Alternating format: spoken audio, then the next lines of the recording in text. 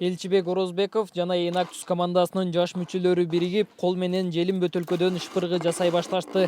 Аны жасоо үчүн эч кандай аппарат керектелбейт. Болгону бөтөлкөнү кесүү үчүн жабдык жасап алышкан. Жаш табышкерлердин айтымдарында бөтөлкөлөрдү таштандыга ыргытпастан кайра иштетүүнү баштоо үчүн бир топ убакыт коротуп аракет кылышкан. Алдыда ош тазалык ишканасы менен келишим түзүп, аны сапаттуу шпыргылар менен камсыздоо алдында турушат.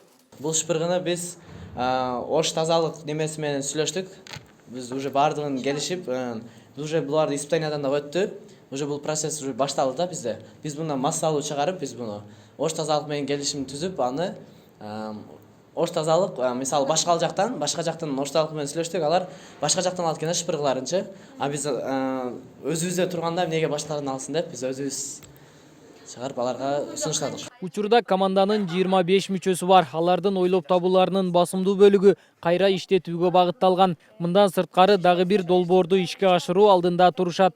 Экинчи долбоорубуз бул бизде көчөдө турган баннерлер, незаконно установленный баннерлер. Аларды биз муниципалитет менен сүйлөшүп, алардан баннерлерди алып, ошол баннерлерди ыргытпаш үчүн же болбосо айылдагы жөн эле чөптүн үстүнө жаап коюшат да аларды.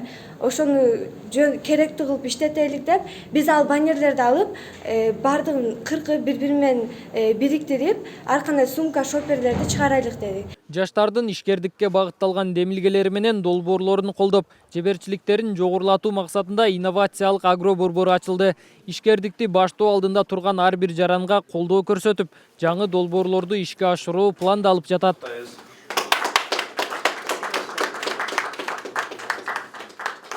Enactus кыймылы негизи 3 багыт боюнча иш алып барат.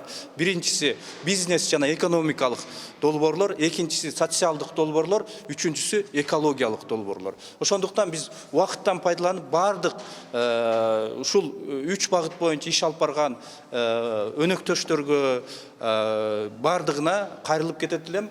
Эгерде сиздерде жакшы идея болсо, алдыга жыла турган, кандайдыр бир айыл чарбасын көтөрө турган, жаңы креативдүү идеялар болсо, биз иштешүүгө, кызматташууга даярбыз.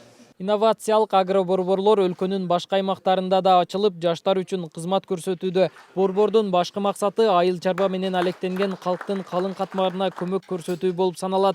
Долбоорду ишке ашыруу үчүн аталган борбор акысыз кеңеш берип, 3000ден 6000 еврого чейин грант бөлүп берүүгө аракет кылат. Долбоор эки багытындагы проект. Бул биринчиси бул ушул университеттердин ичинде инновациялык агроцентрдерди ачуу.